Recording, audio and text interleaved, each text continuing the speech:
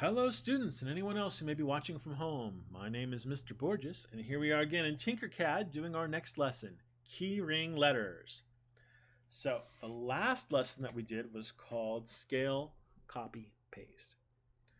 So what we're going to do is we're going to read the directions over here, right? Making good habits so we know what's going on and stuff like that. This is project overview. In this project you'll learn to make keyring using letters. Place your letters. Time to get creative. Design one for your friends or yourself. Now, if you want to make this for Katie, I know it's kind of a joke that it's all set up to make this for Katie, then go ahead and make it for Katie. That's fine. That's what I did. If you want to make it for your own self, or you want to put your friend's name or your dog's name or your favorite anime character's name or whatever, that's fine, right? But what I don't want you to do is I don't want you to just say, hey, you know what, my favorite character's name has one letter in his name. So come on, I want you to practice positioning and moving some letters around. Katie's nice. It has 5 letters. I want you to, pick a name that has a few letters in it, because the point of this project is to not make a keychain. It's to get used to positioning these letters on the work plane. All right. So hopefully everybody gets the idea about that. So we're going to start by dragging the letters to the red base. Now these letters, as you can see, you learned how to, in one of our projects, you learned how to change the position, right? Just using a right click on moving things around. These letters are already hovering. They're up above the work plane, right? So what's going to happen is when I drag these letters around, they're going to slide around.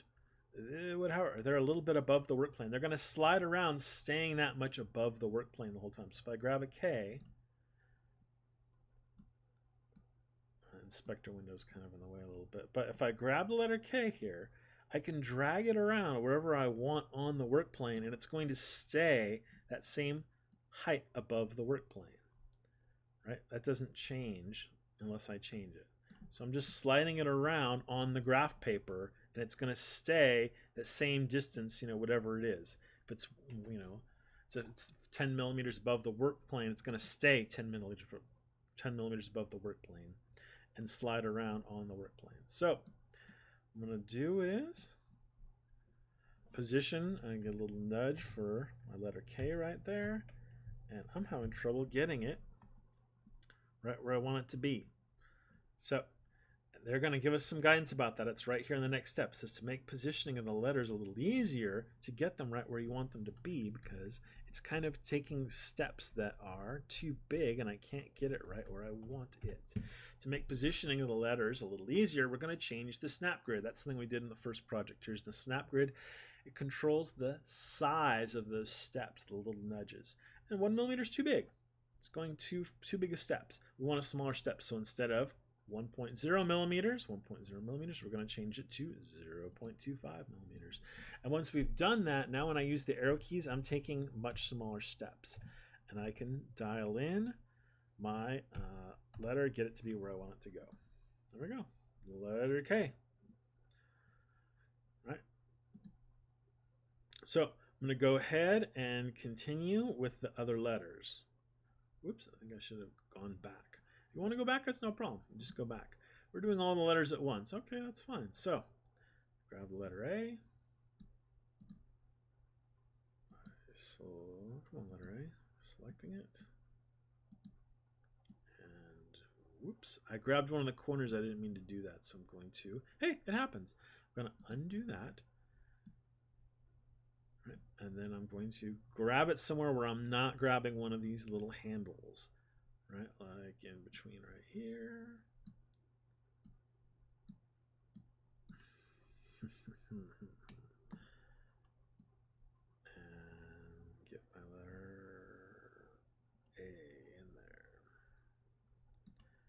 I'm zooming a little bit so that I can see what I'm doing. And then give it a little nudge to get it to where I want it to go. All right, so that's pretty good. Now I can do the same thing with the other letters. So I can grab a T. I'm going to need an I and an E. But I haven't been very careful at all about where I was putting those. Right?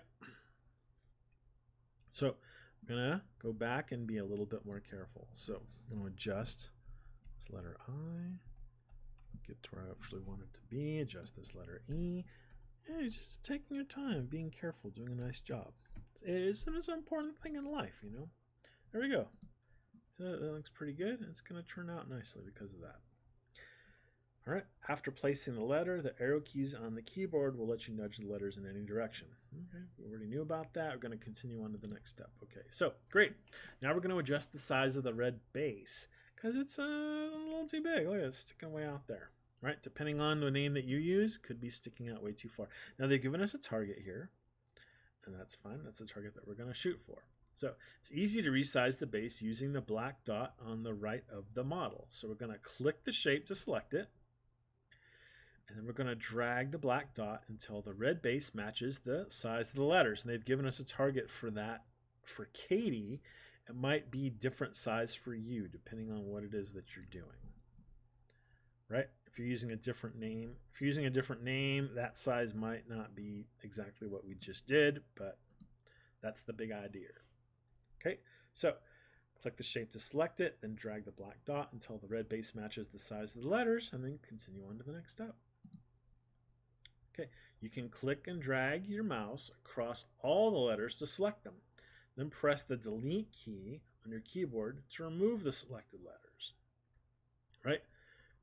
So they're talking about all these extra letters. There's all these extra letters. We don't need that. We don't want that. You know what I mean? If we're exporting this into Minecraft, and all these other weird letters coming along with us, if we're sending this to a 3D printer, we don't want to print all these weird letters over here. So we can get rid of them all, right? So you can click and drag your mouse across all those letters to select them, but not our project. Right? So you can see the blue outlines around all of them. Then we can press the delete key on the keyboard. On the keyboard, it's DEL, stands for delete. Push delete. There they go. Right, then we can continue on to the next step. It says group the remaining shapes. Right, and some kids say, hey, this is kind of colorful, and they kind of like this right now or whatever else. But TinkerCAD thinks that this is a bunch of separate things still. And if you try to export it, you try to print it, you try to do different things with it, things can get messed up if TinkerCAD exports it thinking they're all totally separate pieces still. This is all supposed to be one piece. It's a keychain. So what we're going to do is group the shapes together. So select all the remaining shapes. There's a couple ways to do that, right? You could go around shift clicking these all one at a time. That'd kind of take a while. You can draw a rectangle around all this stuff. That's one way to do it. Or if you want to just select everything at the same time, you can push Control A for all. So Control A does a select all. And then that's handy when you want to select everything. Alrighty. So then we're going to group them together by clicking the group button. You should remember that from last time. Or actually from the wrench project. So we click group. What's going to happen, it's going to convert this all into one piece. And then we can click next, and it throws stars up in the air. Right? But TinkerCAD does not know if you did it correctly or not. What you're going to do is you're going to raise your hand, and I'm going to come around and take a look at it. I'm going to make sure that nothing went wrong. I'm going to look at it from the side and make sure that these letters didn't just get hovered up in the air and they're not even touching your thing. I'm going to make sure that you did a nice job of lining things up and spacing them out. And then it looked like you did a nice job. It looks like you tried to make it nice. Right? That's what I want to see, and that it's all grouped together in one piece. Right? If it's not, we'll help you get there so that it comes out nicely. All right, so that's it for this one. Thanks for watching, folks, and we'll see you next time. Bye.